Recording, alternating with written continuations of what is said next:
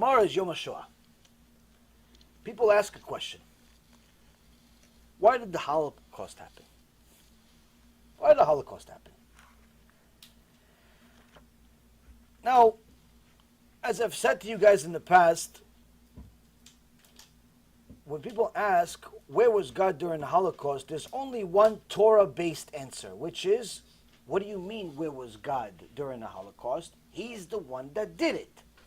Just like he promised he would, if we violate his law. Now, one of the foremost experts on Torah and Holocaust that I know of is Rabbi Ephraim. Happens to be my rabbi. He's an expert in the history as well as details of what happened in the Holocaust, as well as connecting different things to Torah, of course. And he had a shiur today about it, because, again, in learning a little bit about the Holocaust, the day of before the Holocaust, the memorial is very important. But he gave a little bit of a timeline of the things that happened that maybe will give us all a little bit of a better visual of how Hashem works, meaning how does his measure for measure work? Because we know, we're never going to know what's in Hashem's mind. But we know that Hashem himself says, I have a system. It's called measure for measure. I reward, measure for measure. I punish, measure for measure. So by looking and reviewing the details of what happened before the Holocaust, we could learn how Hashem runs his world. Now, some of the things I'm going to tell you are not going to be pleasing to the ear. Most of it is going to be fine. Just a little bit petrifying, but fine. Some things are not going to be fine. But nonetheless, as I told you in the beginning, every human being, not just Jewish people, should do serious research on the Holocaust. It'll teach you about reward and punishment. It'll teach you about what is a life without Torah, and so on and so forth. So let's start. The Holocaust, according to most people's knowledge, started during the 1930s, but climaxed in the 1940s. The truth is that the Holocaust did not start then. The truth is the Holocaust started almost 250 years before that, or 200 years before that. It started when a person by the name of Mendelssohn, Moshe Mendelssohn, Yimach Shemo V'zichro, who called himself an Orthodox Jew, but decided to start a modern Orthodox type of movement, which eventually culminated and became Reform Judaism, by telling people that you should be a Jew in your house, but a human being everywhere else. Meaning, do us all a favor, keep your Judaism at home. You can keep the mitzvah, no problem. But among everybody else, among the German people, the Italian people, the Greek people, the everybody else people, be like everybody else. Don't bring your kippah out, your tzitzit out, start saying Mashiach, Mashiach. Don't do us any favors, please. Keep your Judaism at home. In his own life, he saw almost every one of his descendants convert to Christianity. And he was supposed to be a rabbi. All of his descendants completely destroyed themselves, according to Torah. But many of his messengers took it a step further than him. One of his messengers, in the year 1832, his name was Avraham Geiger. Avraham Geiger had a meeting, and there was a article that came out that announced the meeting or publicized the meeting that the Reform movement had almost 100 years before the Holocaust happened, that the Reform movement has decided to declare war against the Shulchan Aruch.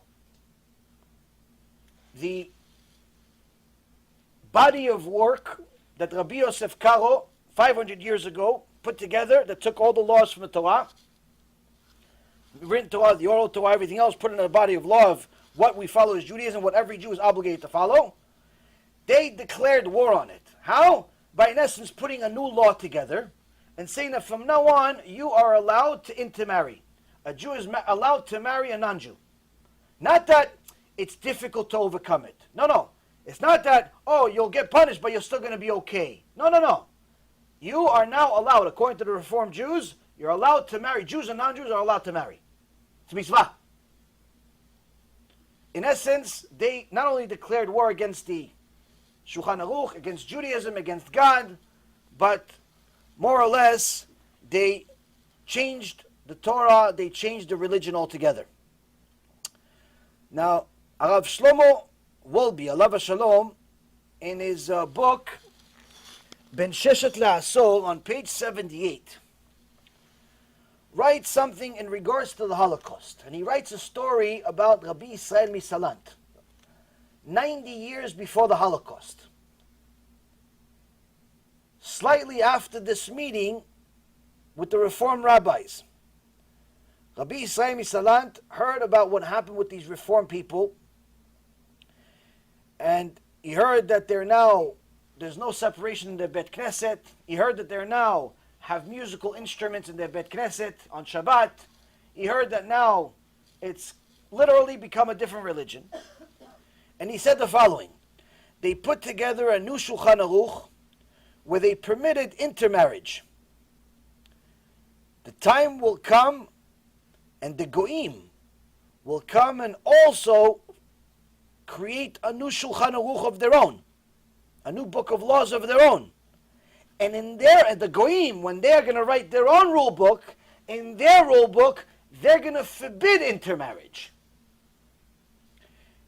And woe unto Am Yisrael on the day when the Goim are sent from Hashem to forbid intermarriage. Because the way they forbid it is going to be very different. This is Rabbi Israel Misalant 90 years before the Holocaust. Meaning he's already telling you what's happening.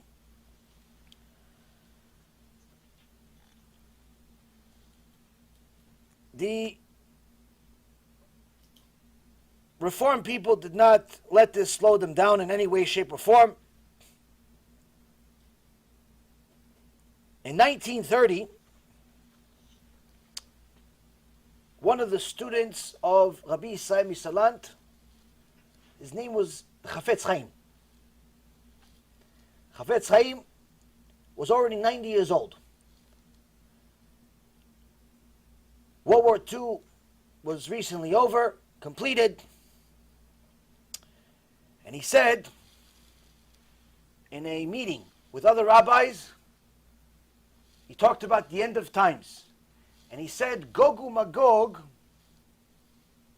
Armageddon, is going to be 3-part war. The first war, we saw it, World War I. That's the first part of Gog Magog. The second part of Gog Magog is going to make the first part look like child's play, like kindergarten. He was predicting the Holocaust. And he said the third part of Gog Magog is going to make the second part look like kindergarten also. 1930. In 1931, the Nazis go into parliament, and also Mein Kampf is published. Hitler's Mein Kampf is published. And against all odds, it's well accepted, sold out everywhere, and the Jews don't get the hint. Mein Kampf comes out, the guy's telling you, by the way, I'm going to kill all of you. I'm a messenger from God. I'm going to kill all of you. That's what he says in Mein Kampf. Hitler says in Mein Kampf in the second chapter, I'm a messenger from God. Because you desecrated God's name, you went against God, I'm a messenger, I'm going to kill all of you, all the Jews. You would think, this Hitler, that's a messenger from God. Maybe I should do tshuva, maybe I should change something. Especially since they just went to parliament, they don't get the hint. 1932. Nazis actually take over power in the government. And Chafetz Chaim says, soon there will be rivers of blood in the street. You're talking about nearly a decade before the Holocaust The Chafetz Chaim Beruach HaKodesh is telling you, soon, all of you are having a good time. Everybody's a millionaire. Jews were filthy rich in Germany. Political power, political positions, bankers, lawyers, doctors, inventors, all types of things. Like America today. All of a sudden, this little rabbi comes. He says, by the way, you know this America that you have over here, this Germany? Soon, all the streets, all the millions you have over there, all will become worthless. They're going to take everything from you. Instead of people, there's going to be blood in the streets. Guess what? Nobody paid attention. Nobody paid attention. 1933. Hitler takes lead against all odds of even logic, human logic. Why?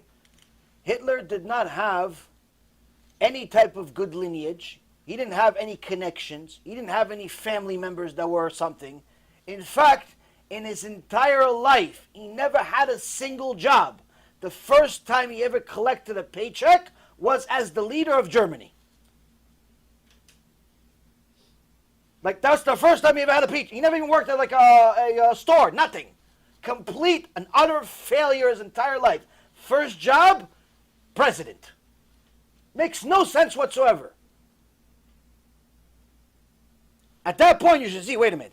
The same guy that just wrote a whole book saying how part of his mission in the world is to destroy the Jewish people.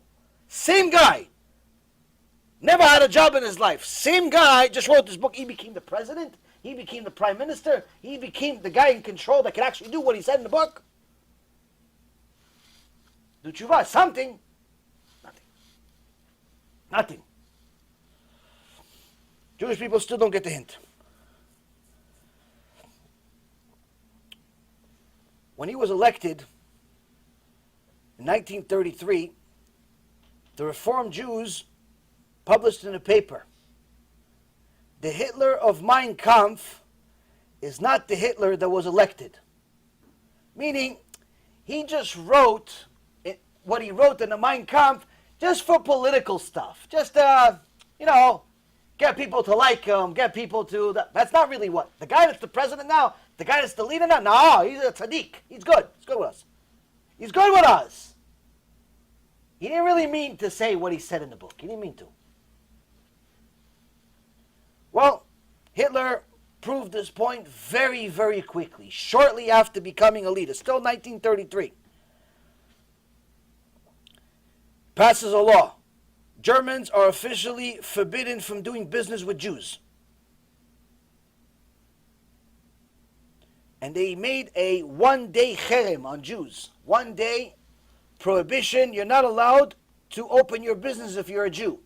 What day was it? Shabbat. So they forced all the Jews to keep Shabbat, not work on Shabbat. Hashem was trying to give us a sign. Keep Shabbat. Don't open it any day. What, I have to send the goy? I have to send the Nazi to force you to keep Shabbat? They didn't get the hint. Surprisingly, the Germans decide, no, you know what? Let them work on Shabbat. One day law. One time. It was supposed to be a law, period. Not supposed to work on Shabbat. They decide, no, you know what? Let them work on Shabbat. Like as if, mamash, it's a Kadosh Baruch Hu giving you a clear sign. Don't work on Shabbat. I'm going to send you to the Nazi. Don't get it. They don't get it.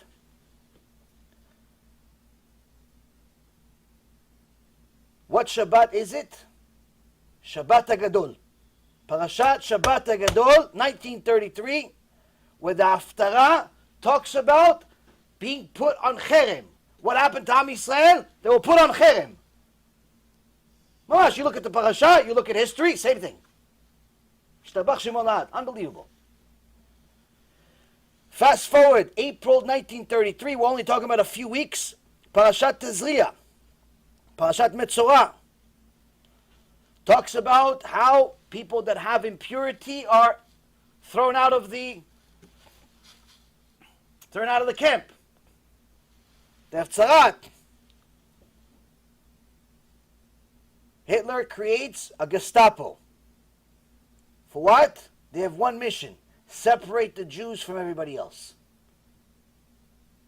Separate the Jews from everybody else. Next month, May 1933, Parashat Achrei Mot. The parasha that talks about Nadav and Avihu, this week's parasha, talks about Nadav and Avihu dying from fire. The Nazis decide they're going to take a bunch of Jewish books, a bunch of Torah books, and burn them in the middle of the street. No Jewish street didn't have fire. Just like Nadav and Avihu were killed with fire, there was fire of Torah everywhere. Burning Jewish books everywhere. A couple of weeks later, May 16, 1933, Parashat Zachor, Hitler actually reads the parasha of the Shavua. Hitler actually reads it. Literally, I mean. He says he knows about the Parashat Zachor. And he decides to violate the Versailles Agreement of World War I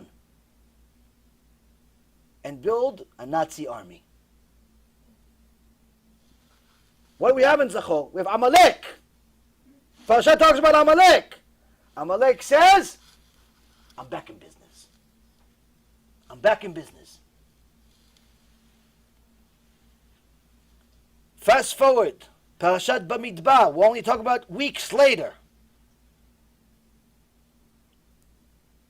Parashat talks about how soldiers of Am Yisrael must be between the ages of 20 and 60 and are only allowed, Jews are only allowed to be soldiers where? In a Jewish army. A Jew is not allowed to be a soldier in an American army, in a German army, in a Arab army. Only if you're a Jew, you have to be in a Jewish army. That's what it says. Parashat Bamidbar talks about it. Hitler passes a law same week of the parasha. What's the law? The law prohibits Jews from becoming soldiers in the Nazi army. Now you would think the Jews would get the hint by now, right? But not only they don't get the hint. You know what the Jews did? They protested. What are you talking about? We're German. We want to be in a German army. We're going to defend the Reich. We're going to be a German. They wanted to be in a German army more than they want to be Jews.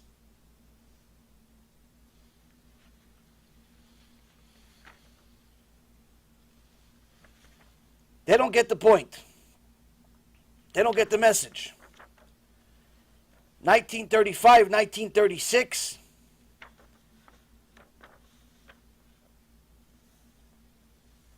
Hitler passes the Nuremberg laws. What do the Nuremberg laws say? Nuremberg laws say a few things. The first, there was two sets. First set of 3 rules said that a Jew that cohabits with a German, Jew marries a Goya, Jew touches a Goya, death penalty. What does it say in the Torah? Death penalty. Jew is not allowed to be with a Goya.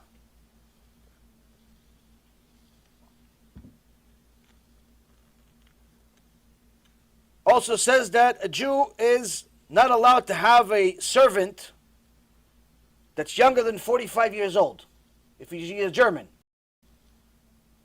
Meaning, stay away from the Goya too, if she's pretty. If she's less than 45, she's still young, she's in her prime, she's not even allowed to work for you. The German is mamash fulfilling the Torah for the Jew. And what about all the reform that I say, no, we're German. They made a public statement. They said, no, Berlin is the new Yerushalayim. That's what they said publicly.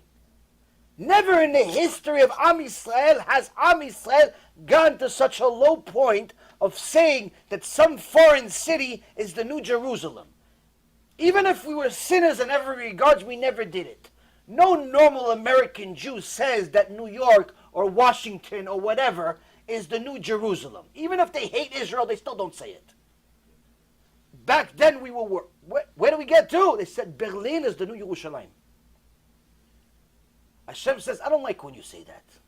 So I'm going to send Hitler to stop you. Hitler, in the first set of the Nuremberg laws, says a Jew is forbidden from waving a German flag.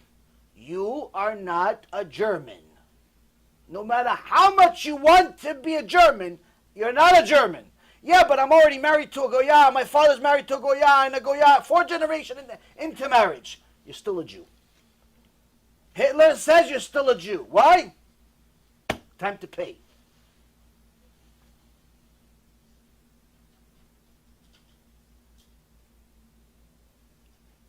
You would think that the Jews get the message.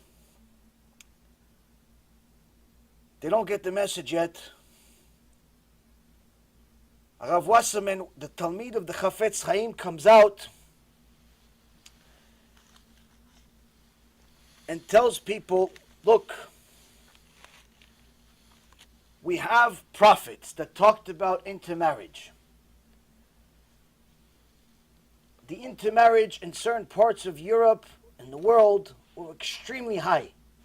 In Germany, were over 90%.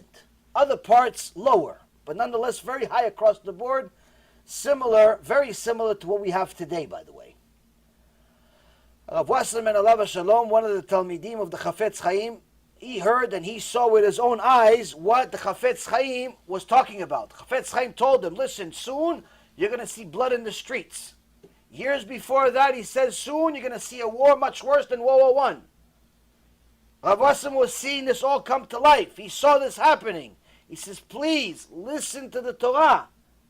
It says in the Torah, Hashem is not joking. And he brings a verse. He says, Hashem said to the prophet Ezekiel, chapter 20, verse 32 and 33.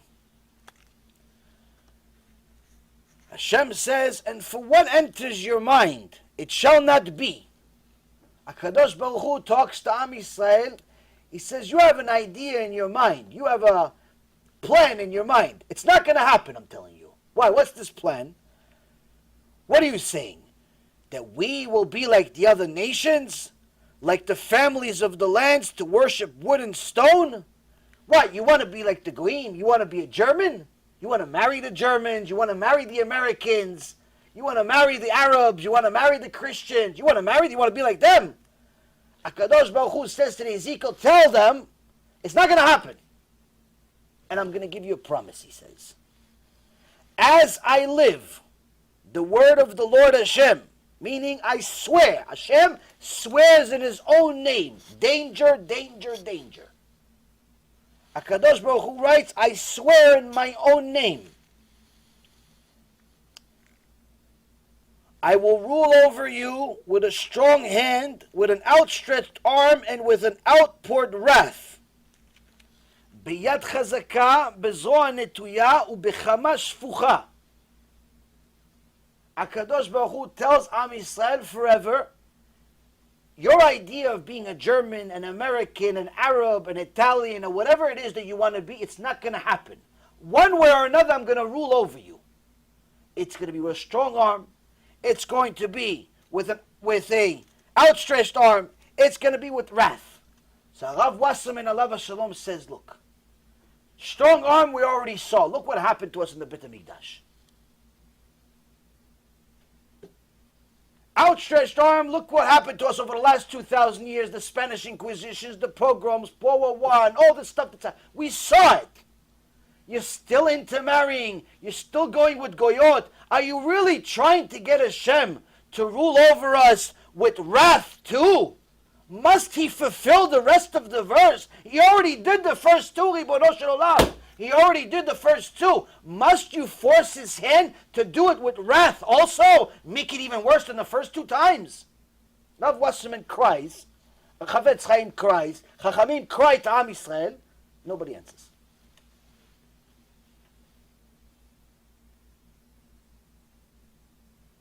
It's in the verses. It's in the Torah.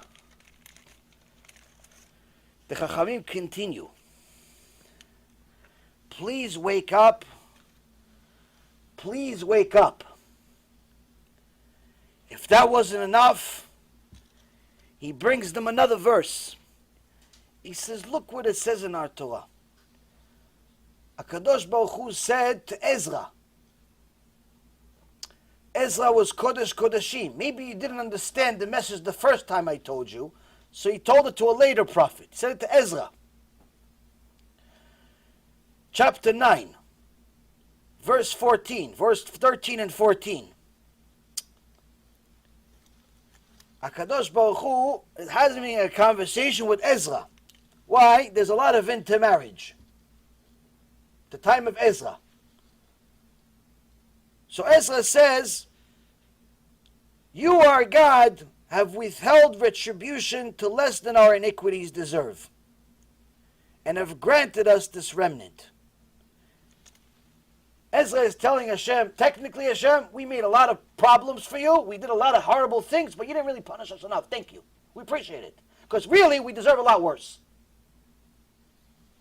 And then he continues, and he says, shall we again violate your commandments and intermarry with people of these abominations?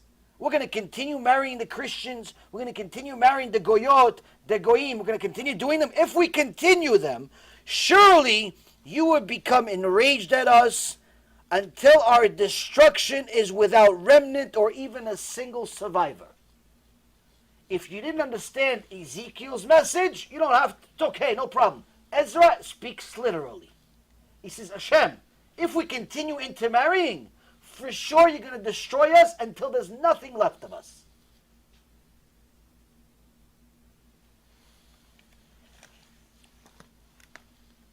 Rav Wasserman, Alav Shalom, cries to the people, Chachamim cry to the people, but people don't get it yet. Rabbi Meir Simcha says, we've gone to a generation where the Israeli, the average Jew, is getting to a point where he's forgetting his roots. But he will be reminded of his roots when HaKadosh Baruch Hu sends a wind. And the strong wind brings a Goy Gadol, a big nation. And that nation will uproot the Jew and punish him for thinking you're a Goy. You want to be like me? You want to be a German? No way. I'm going to punish you for thinking you're a German.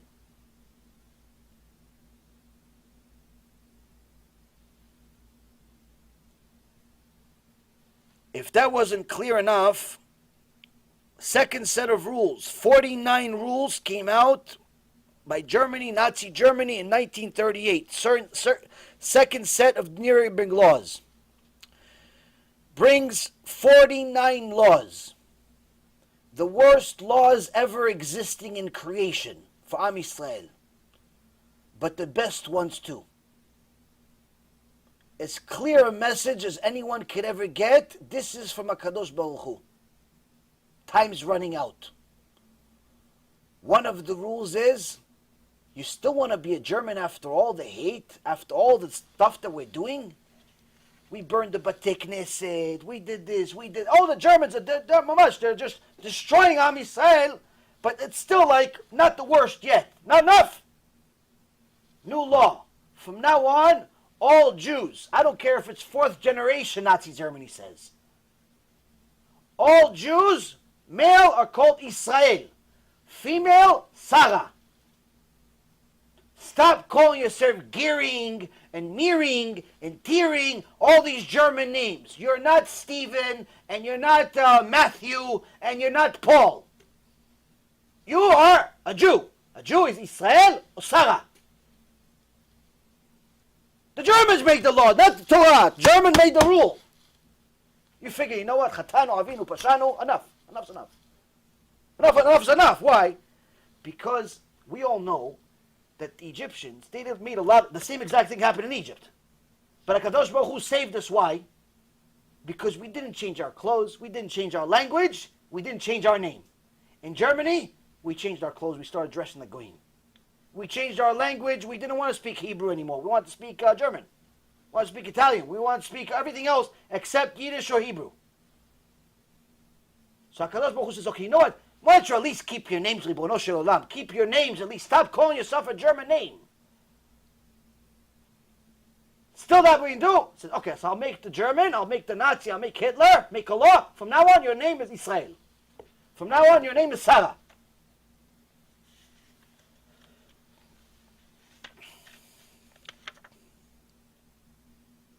Now,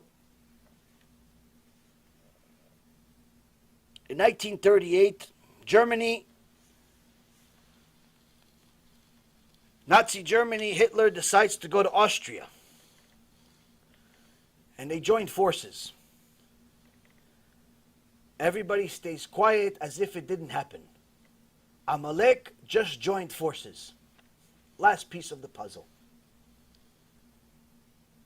On Tisha B'Av, 1938, Adolf Eichmann, Yimach Shemo v'Zichro, is hired to take care of the Jewish problem. On Tisha B'Av, 1938. November 1938, Parashat Vayera, Leil Abdolach. 1,200 synagogues are burned down to the ground. Month before it, October of 38, Hitler kicks out 12,000 Polish Jews from Germany. They didn't like it. The German Jews didn't like being kicked out of Germany. So one of them told their son about it. A Polish Jew by the name of Herschel Greenspan, who was in Paris at the time, said, I can't believe it. Look what these Germans are doing to us. We're German. They kicked us out. So this young kid, he's in Paris. What does he do? He decides to go up to a German diplomat and put 5 bullets in him. Open murder, open assassination. November 1938. November 7, 1938. This was the pretext, in essence, the excuse Hitler used to now, all bets are off. 2 days later, November 9th, Kristallnacht. The highlight of the open pogroms against the Jews. On that day, 30,000 Jews were put into concentration camp. 2 days later. You say, why? Look, Hitler says, look, they're killing our people. They're assassins. What do you assassinate them for? Because they got kicked out of Egypt? You should be happy you got kicked out of Egypt. But we're not getting the message.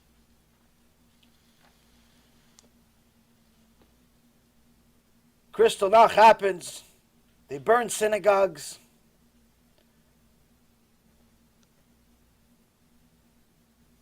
Things continue to get worse. Rabbi Yehuda Hasid says that a synagogue only gets destroyed, a goy only gets the right to harm a synagogue after a Jew desecrates it first.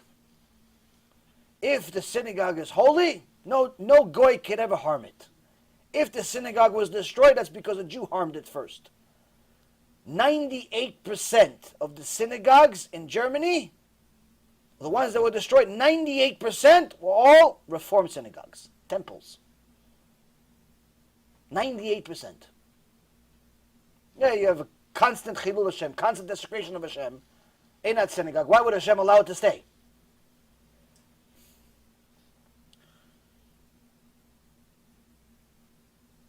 If that wasn't enough, we're still not at the highlight of the war until Parashat Ki Tavo. In Parashat Ki Tavo, the parasha that talks about how Hashem is going to, in essence, hide and punish us, but He's going to make sure that we know it's Him. Germany decides to attack Poland. But where do they attack Poland? Now, if you attack a country, where are you going to attack them? You're going to attack what? No, you don't have to be a soldier to know this. Where do you attack? You attack their army. You attack their planes. You attack their barracks. You attack their tanks. That's where you attack.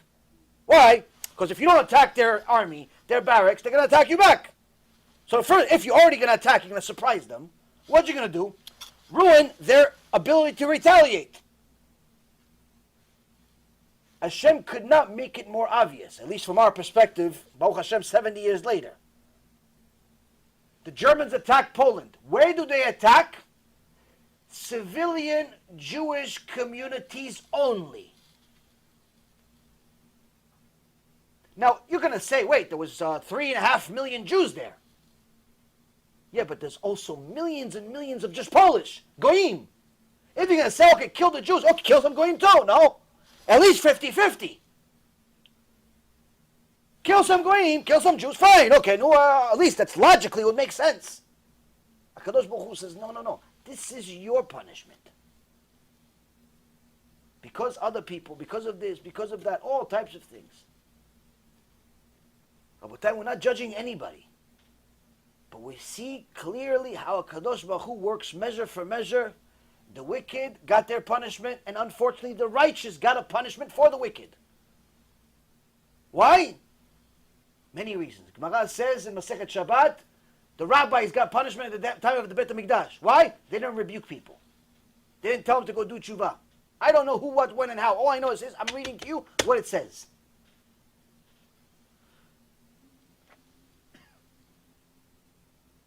In May of 1940, Hitler launches Auschwitz. Auschwitz, for anyone who doesn't know, was the worst place on earth. It's Gehenom alive. Millions of people were tortured, tested, killed, millions. 95% of them were Jews.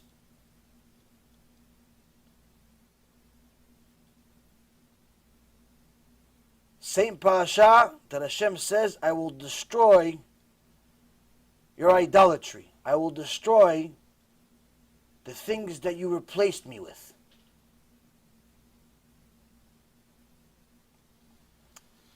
Now, for anyone who wants to know more details of what happened during the Holocaust, I would suggest watching a real documentary about it. Today I watched a documentary made that was actually hidden for 40 years. Because they had the film, but they didn't have the sound for 40 years until they put it together. One of the producers was a very well-known producer of his time to make movies. But they actually asked him on a special mission to go actually film one of these concentration camps after the war was over. People were still there. Armies were just coming in.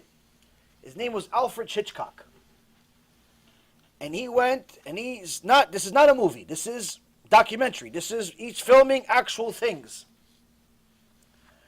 And he tells you things and he shows you things in the film. I mean, there's other documentaries there. But I think many of the documentaries today are watered down. A lot of the stuff that they made today, new stuff, is watered down. They show you shoes, but they don't show you the person that used to wear it. They show you teeth, but they don't show you the person that's missing them.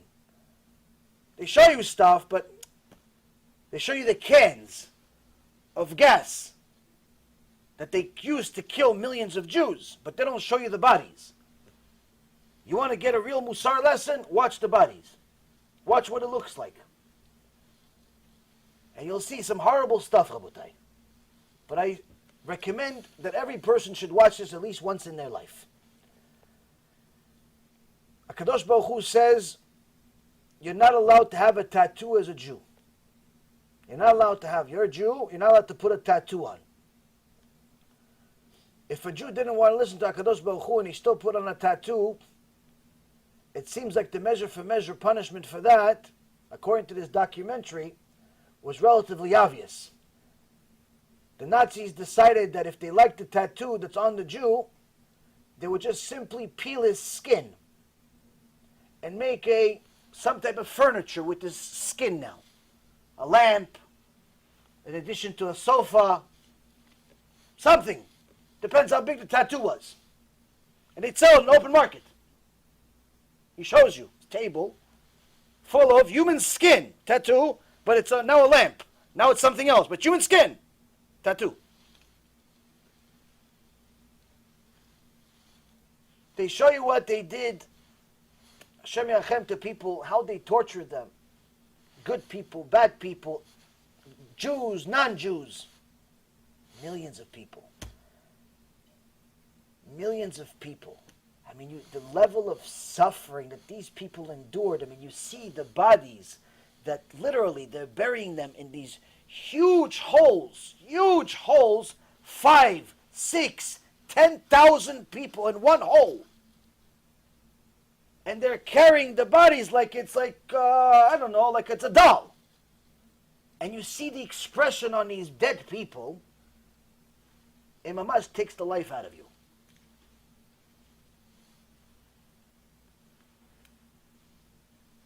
Rabotai,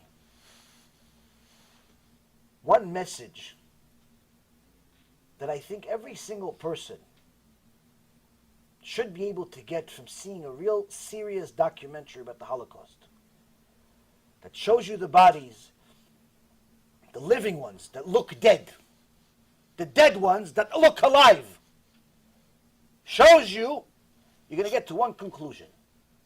Hashem is not kidding. That's the conclusion you need to get to. He said, keep the Torah. It wasn't a suggestion. It wasn't a recommendation, keep Shabbat. It wasn't a recommendation, be modest. It wasn't a recommendation, don't waste seed, don't eat non-kosher. At no point in the entire Torah does Hashem say, I'm just suggesting for you to maybe consider taking some of my laws seriously. He never said that. What did he say? This week's parasha. Parashat Achrei Mot. ושמרתם את חוקותיי ואת משפטיי אשר יעשה אותם האדם וחי בהם אני אדוני. Akadosh Baruch Hu says the following. This week's Parashat Achrei Mot, chapter 18, verse number 5.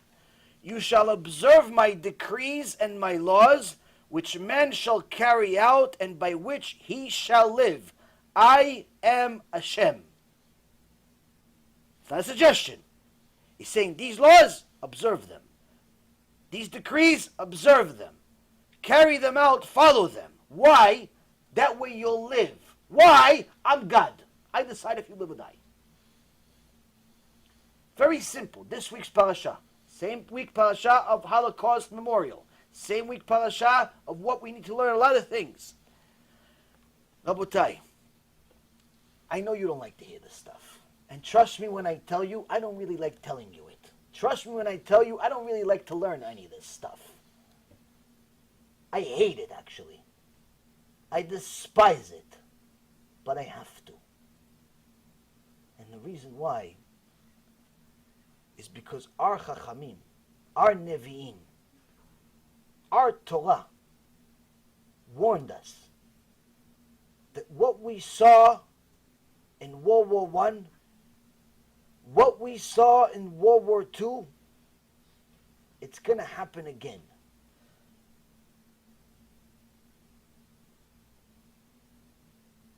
And the only way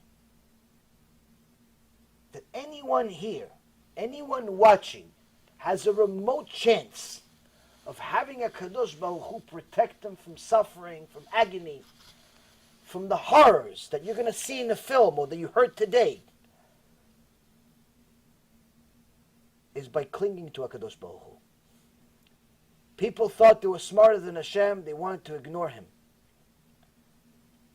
At the end of it all, guys, a person is not even the flesh and blood that he thinks he is. You see how they carry these corpses?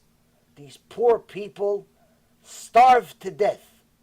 Starved to death. I mean, it's the worst type of death you can have. Better to get shot, poisoned, something else, which they also did that too. We got killed by our own hands. The gas that killed millions and millions of Jews, guess what? A Jew invented it. Got a Nobel Prize for it.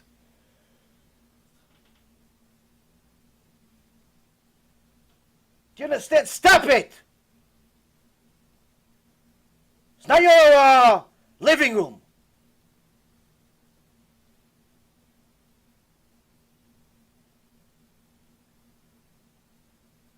Dead people, millions of them, your brothers, your sisters, your grandparents.